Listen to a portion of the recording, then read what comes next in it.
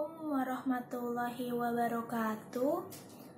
Halo, nama saya Salwa Afronisa Aulia dari Perbankan Syariah Universitas Islam 45 Bekasi. Di sini saya ingin menyampaikan materi bahasa Arab Nahwu Shorof. Dan berikut ini adalah materi-materi yang akan saya sampaikan.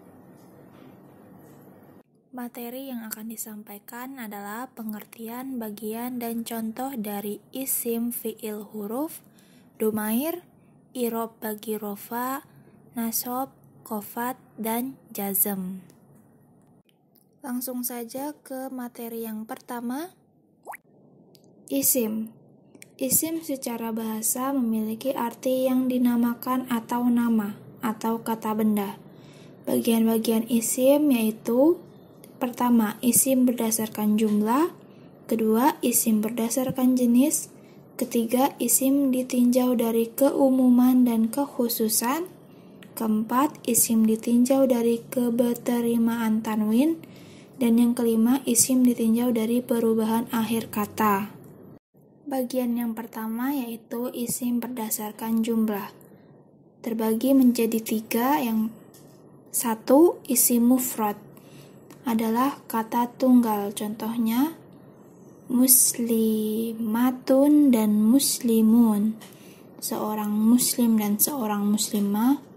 Juga qalamun dan kitabun, sebuah pulpen dan sebuah buku. Yang kedua, isim mutsanna. Isim mutsanna adalah kata ganda, biasanya ditambah huruf alif nun atau ya nun untuk merubah dari isim mufrad ke isim mutsanna, contohnya qolamani, qolamaini, yang artinya dua pulpen. Isim jamak. Yang ketiga, isim jamak adalah kata yang melebihi dari tiga atau hanya tiga.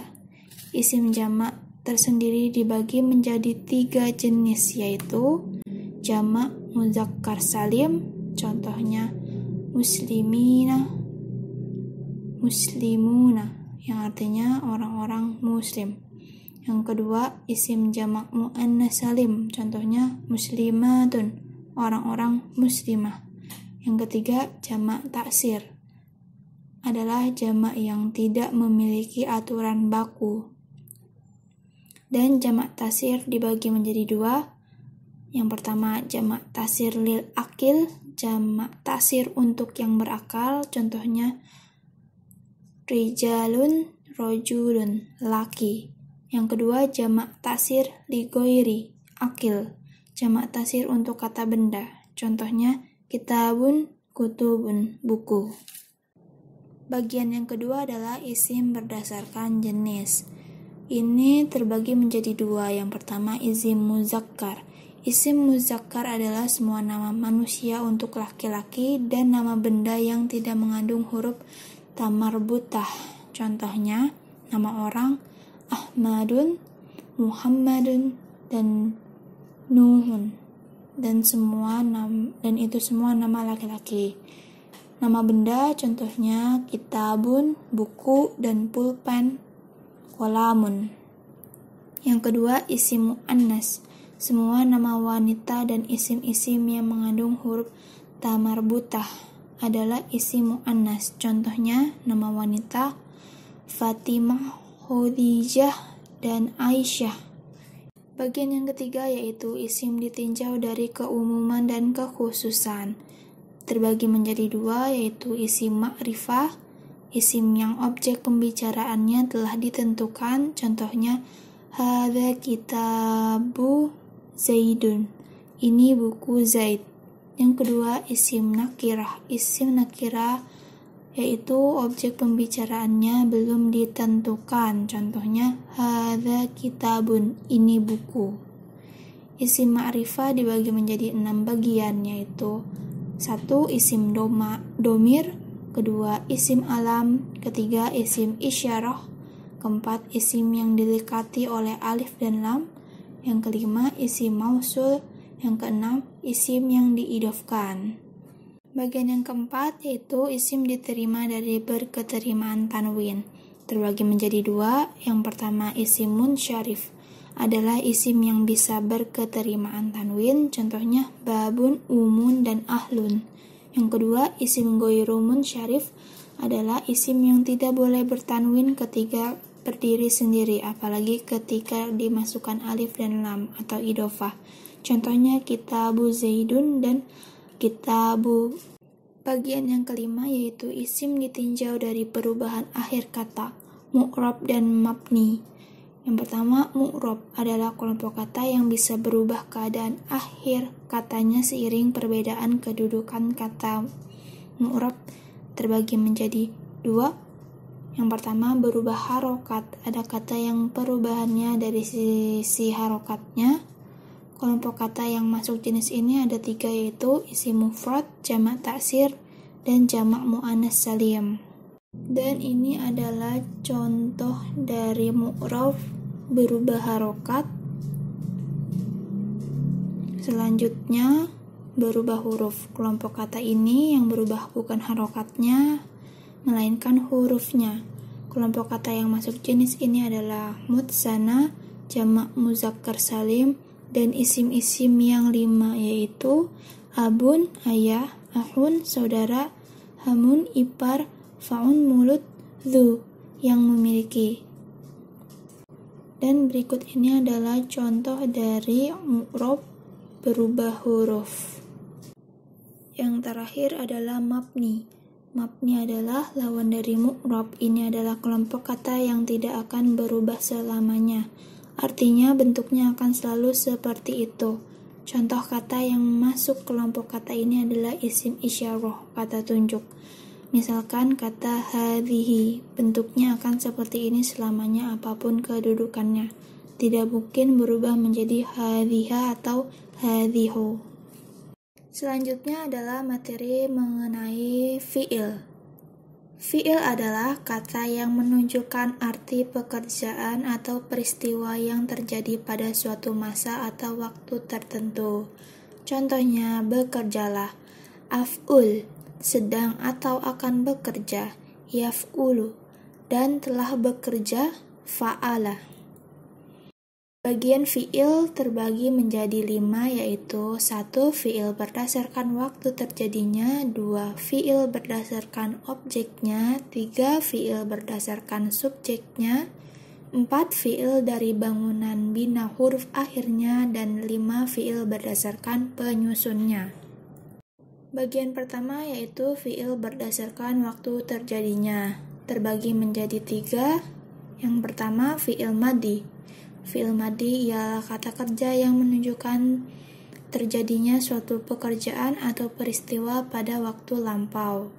Contoh kalimat fi'il madhi yaitu dakhaltul musjida, saya telah memasuki masjid, dan dakhaltil masjida, kamu perempuan telah memasuki masjid. Yang kedua, fi'il mudhari adalah kata yang menunjukkan arti dalam dirinya yang dikaitkan dengan waktu yang mengandung arti sekarang atau yang akan datang. Contoh fi'il mudhari yaitu yaktubu, dia akan menulis, dan yaktahu, dia akan membuka. Yang ketiga yaitu fi'il amar. Fi'il amar atau kata kerja perintah. Contoh fi'il amar yaitu aktubu, tulislah. Dan contoh kalimat fi'il amar yaitu iktahil baba, bukalah pintu itu. Dan arsili rosalatayya Ahmad, kirimlah surat itu wahai Ahmad. Bagian yang kedua yaitu fi'il berdasarkan objeknya, terbagi menjadi 2. 1. Fi'il lazim. Fi'il lazim adalah suatu jenis fi'il yang tidak memerlukan sebuah objek, sehingga makna atau tujuan dari kalimatnya sudah diketahui dengan jelas. Contohnya, koma Zaid, Zaid berdiri. Hasro Muhammad, Muhammad telah hadir. Jasa Ali, Ali duduk.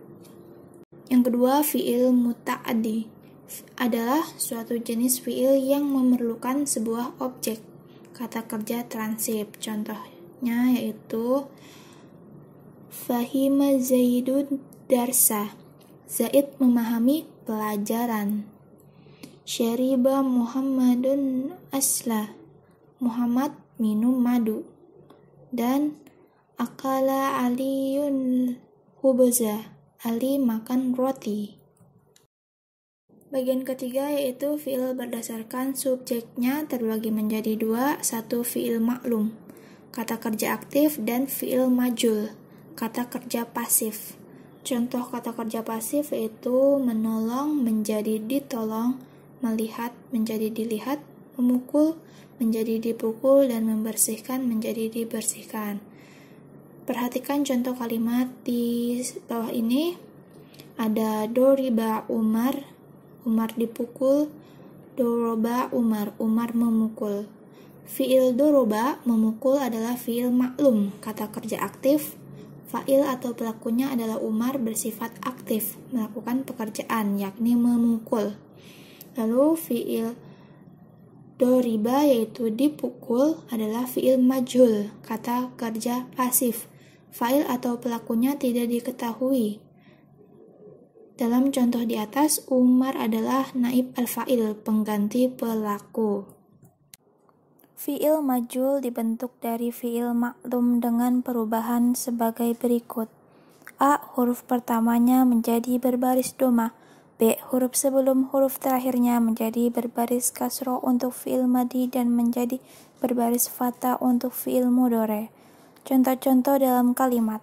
Fi'il madi memerintah menjadi fi'il majrur diperintah. Amirtu an a'budallah, aku diperintah agar menyembah Allah. Bagian keempat adalah fi'il berdasarkan bangunan bina huruf akhirnya. Terbagi menjadi dua yaitu fi'il sahih. Fi'il yang huruf penyusunannya tidak mengandung huruf ilat.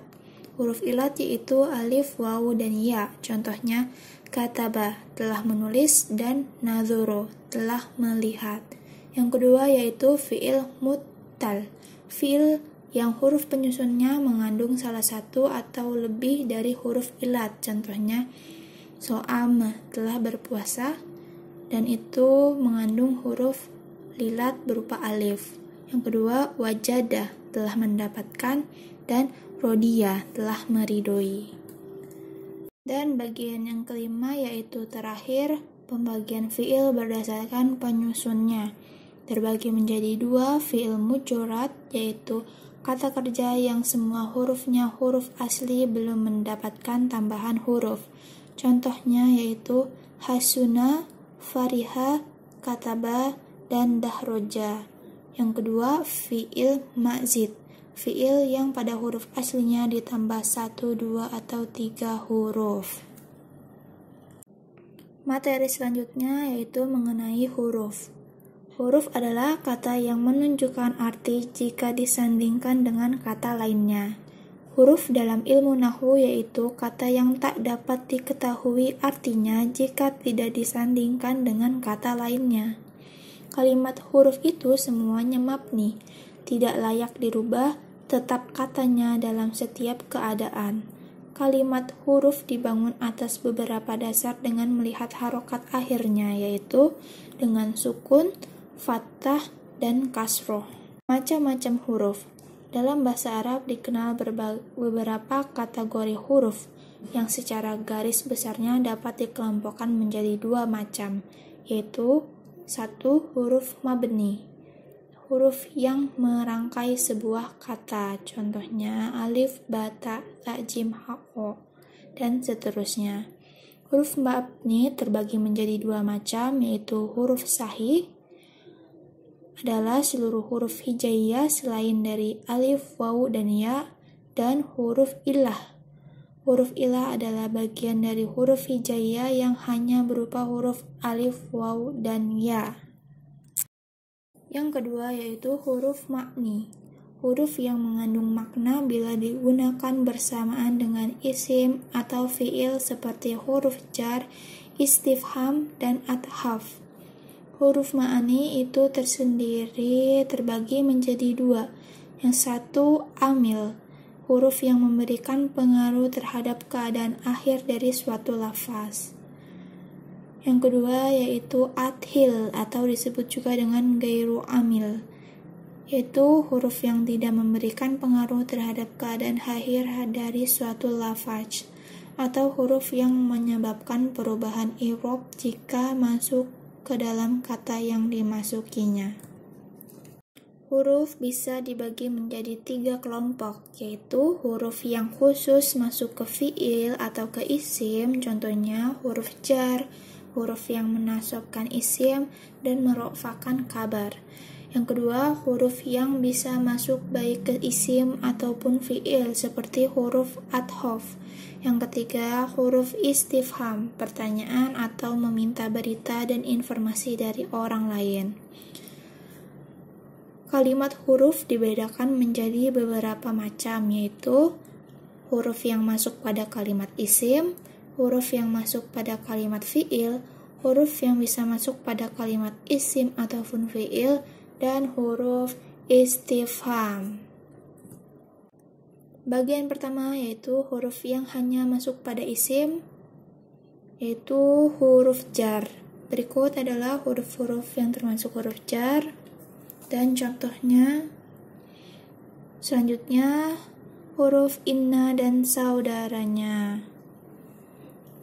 Ini adalah huruf-hurufnya dan contohnya.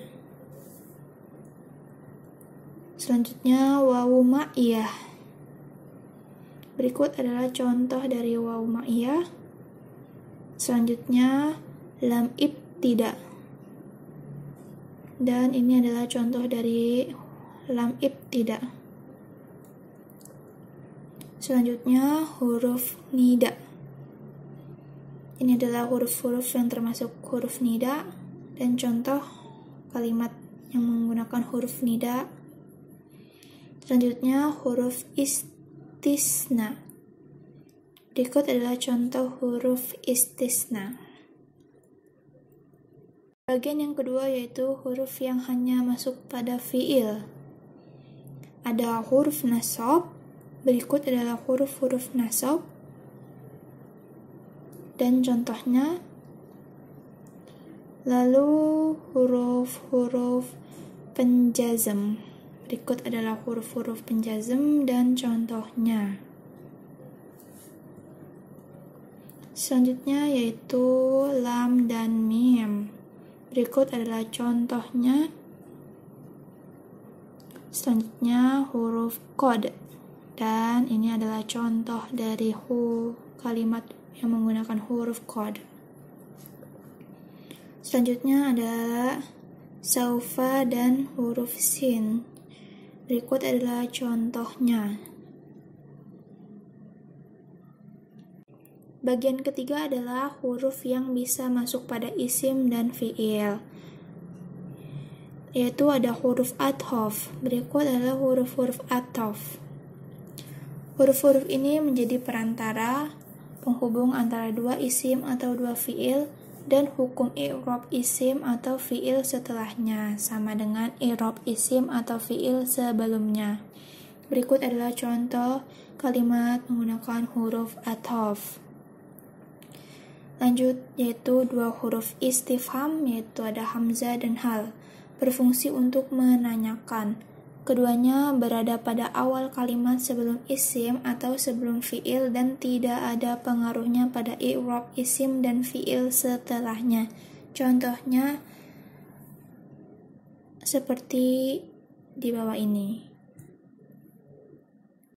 Lanjut, yaitu waw hal bisa diartikan ketika, sedangkan, dalam, keadaan. Berikut adalah contoh dari kalimat menggunakan waw hal. Lalu yang terakhir yaitu lam al-muwattiyah lil qasam. Maksudnya huruf ini digunakan untuk bersumpah. Berikut adalah contohnya. Bagian yang keempat yaitu huruf istifham. Huruf-huruf yang biasa digunakan untuk menanyakan sesuatu seperti ma, man, hal, a, mata, dan lain-lain. Contohnya, kalimat man yasumul an, siapa yang puasa sekarang. Selanjutnya adalah materi alamatul i'rob bagi rofa. I'rob bagi rofa terdiri dari 4 bagian. Yang pertama harokat domah, kedua huruf waun, ketiga huruf alif, dan keempat huruf nun. Bagian pertama yaitu harokat domah menjadi alamat bagi i'rob rofa berada pada 4 bagian tempat. 1. Pada isim mufrad, makna tunggal, contohnya kitabun, buku. Yang kedua, jamak taksir. Makna banyak yang berubah melalui bentuknya. Jamak taksir sendiri adalah isim kata benda yang menunjukkan arti lebih dari 2 atau banyak. Contohnya kutubun, buku-buku. Yang ketiga, jamak muannas salim. Makna jamak untuk perempuan. Contohnya ja'at muminatu. Orang-orang perempuan yang beriman telah datang.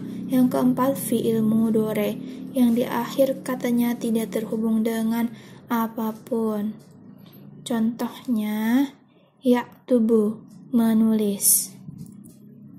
Lalu bagian yang kedua yaitu waw, menjadi alamat bagi i'rob rofa pada 2 tempat. 1. Pada jamak muzakkar salim, contohnya innamal mu'minuna ikhwatu. Sesungguhnya orang-orang lelaki yang beriman adalah bersaudara. Yang kedua, isim-isim 5 atau asmaul khamsah. Isim-isim 5 diantaranya abuka, ahuka, hamuka, fuka, dan zumalin.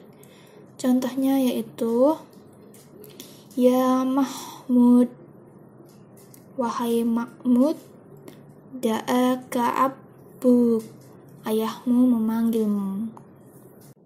Lalu bagian yang ketiga, alif menjadi alamat bagi i'rob rofa, khususnya hanya pada isim-isim. Tansyah saja bahwa untuk menjadi i'rob rofa maka isim tansyah harus ditambah alif dan nun, karena memang tanda rofa yang ketiga adalah alifnya isim tasniyah. Contoh isim tasniyah ber-i'rob rofa dalam sebuah kalimat yaitu ja'a muslimani, 2 orang Islam telah datang. Lalu yang keempat yaitu nun, menjadi alamat bagi i'rob rofa berada pada fi'il mudhari yang bersambung dengan dhamir tasniyah, dhamir jamak, dan dhamir muannats muhattabah, af'aul khamsah. Contohnya taf'alan, kamu berdua laki-laki sedang mengerjakan, dan yaf'alan, dia berdua laki-laki sedang mengerjakan. Perhatikan nun di akhir setiap kata.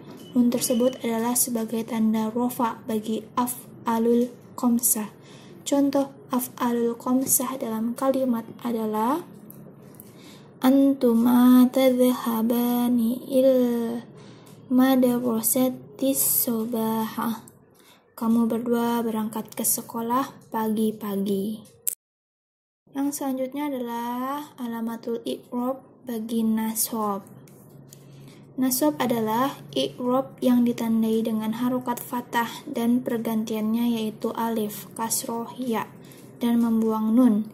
I'rob nasab pada isim ditandai oleh fathah, ya, dan kasroh, sedangkan pada fi'il ditandai oleh fathah dan membuang nun. Alif menjadi tanda i'rob nasab pada isim 5. I'rob nasab mempunyai 5 tanda. 1 fathah, 2 alif, 3 kasroh, 4 ya, dan 5 hazfun nun, menghapus nun. Yang pertama, fathah. Jika ada suatu kata, baik itu isim atau fi'il yang mempunyai harokat fathah, maka ia bisa dipastikan dibaca nasab. Kecuali ketika pada isim ghairu munsorif, yang ketika dibaca jar tandanya juga menggunakan fathah. Adapun tanda fathah maka ia menjadi tanda bagi nasab pada 3-4. 1. Isim mufrad, 2. Jamak taksir, 3. Fi'il mudhari, ketika sebelumnya terdapat amil yang menasabkan dan tidak terhubung dengan apapun. Yang pertama, isim mufrad, semua isim yang menunjukkan arti satu atau tunggal. Contohnya muslimun, seorang muslim, muslimatun, seorang muslimah. Contoh alamatul i'rab nasab pada isim mufrad yaitu kataba Muhammadun risalah, Muhammad menulis surat. Kedua, jamak taksir.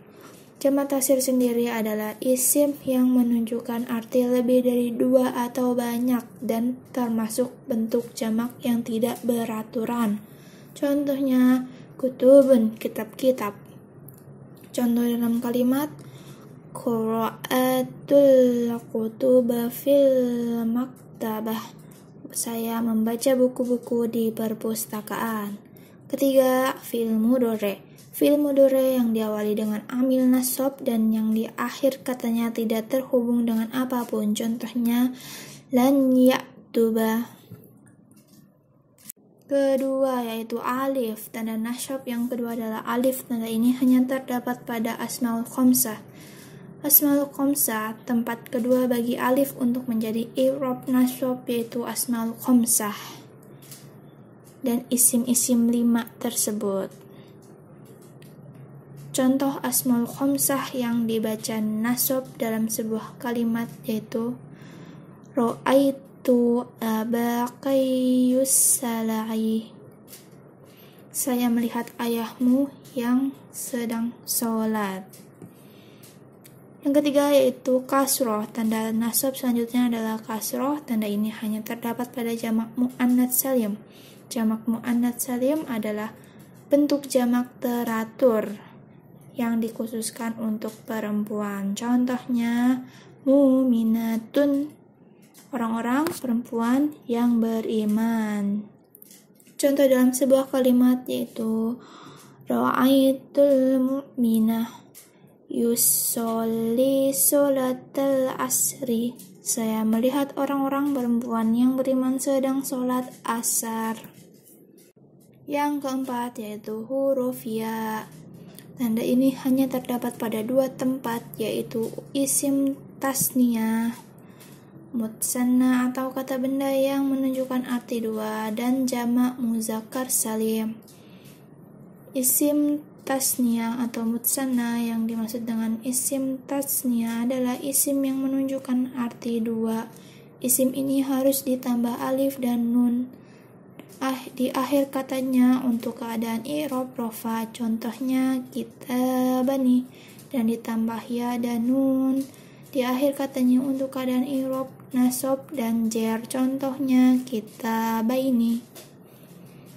Kedua, jamak muzakkar salim. Jamak ini adalah bentuk jamak teratur yang dikhususkan untuk laki-laki. Contohnya mu'minina, orang-orang laki-laki yang beriman. Yang kelima yaitu hasfu nun, dihilangkan huruf nun. Dalam i'rab nasab malah salah satu tandanya adalah hasfu nun, menghilangkan nun. Tempat ini terjadinya juga masih sama, yaitu pada af'alul khamsah. Contoh af'alul khamsah yang dibaca nasab dalam sebuah kalimat antum lan tadhhaba illal madrasati yaumal ahadi, kamu berdua tidak akan berangkat ke sekolah pada hari Minggu. Selanjutnya adalah materi alamatul i'rab bagi qofat. Qofat yaitu berubah tertentu yang tandanya yaitu kasroh dan barang yang ganti daripadanya dan ya dan fathah. Tanda i'rab bagi qofat ada 3 yaitu fathah, ya, dan kasroh.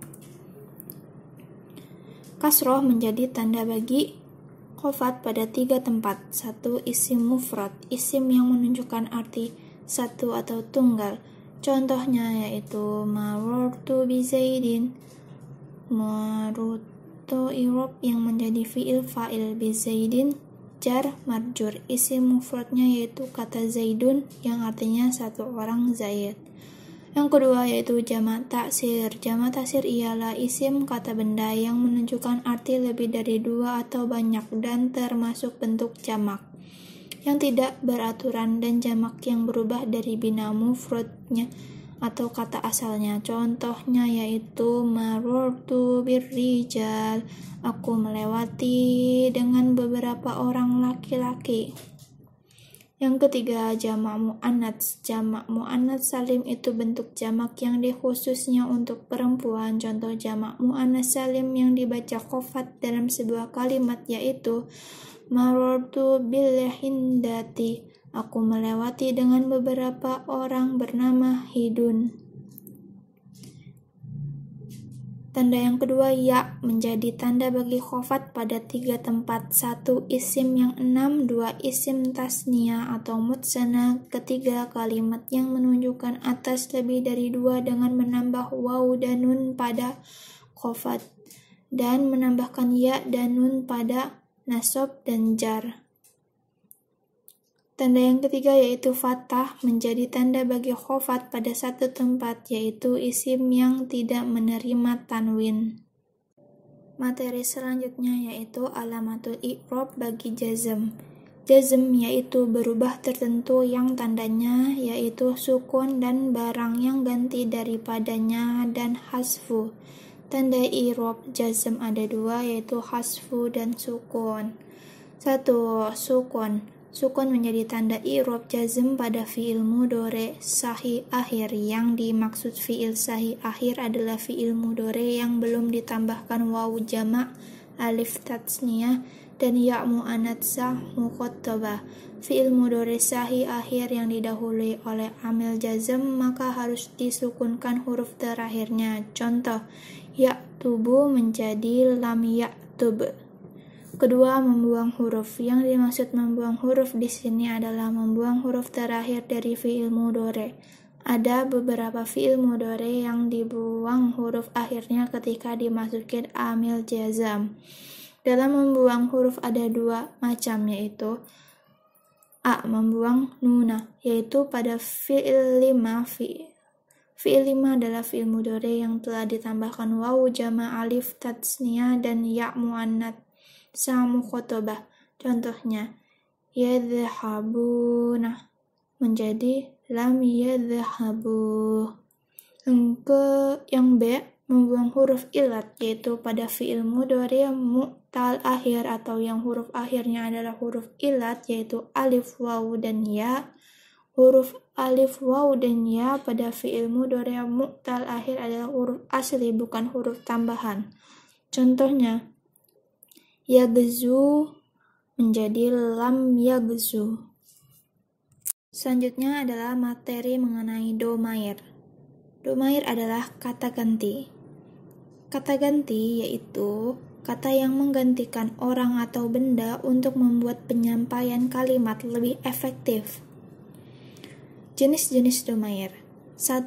Domair munfasil. Munfasil artinya terpisah, ia berdiri sebagai satu kata. Domair munfasil dibagi menjadi 2 jenis. A. Domair munfasil ro'fa adalah domair yang membuat bagian akhir dari kata yang didampinginya akan memiliki tanda huruf akhir alif, waw, dan nun atau berharokat fathah, domah, dan tanwin. Contohnya, ana mu'alimun, saya adalah seorang guru, dan anta mu'alimun, kamu adalah seorang guru. Yang B yaitu domair munfasil i'rab adalah domair yang membuat kata yang didampinginya memiliki huruf akhir ya dan berharokat kasroh. Dan ini adalah contoh dari domair munfasil i'rab. Yang kedua, domair muttasil. Domair muttasil adalah domair yang cukup praktis karena merupakan satu huruf yang melekat pada suatu kata.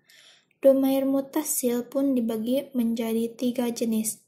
Ada domair muttasil rofa, itu kata sambung yang menjadikan suatu kata di akhir harokat fathah, domah, atau tanwin. Dan ini adalah contoh dari domair muttasil rofa. Selanjutnya B. Domair muttasil nasab.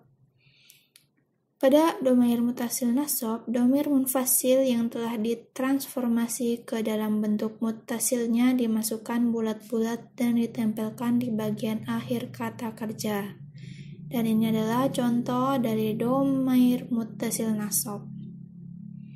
Lalu yang C, domair muttasil jar. Perbedaan domair ini dengan kedua domair sebelumnya adalah terdapat perubahan harokat pada huruf yang terletak pada bagian akhir kata kerja atau fiil sebelum domair muttasilnya.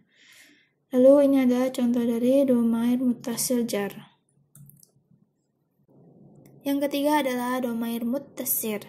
Domair muttasir biasanya dibentuk dengan mengubah bentuk fiil, bisa dengan menambahkan huruf ta pada akhir kata kerja jika kerjaan tersebut dilakukan oleh seorang wanita, atau mengubah format kata kerja jika kerjaan dilakukan oleh diri sendiri. Ada dua jenis domair muttasir, yaitu A. Domair muttasir wujuban, yaitu kata ganti atau domir wajib dihilangkan dan akan dimunculkan secara tersirat melalui perubahan kata kerja.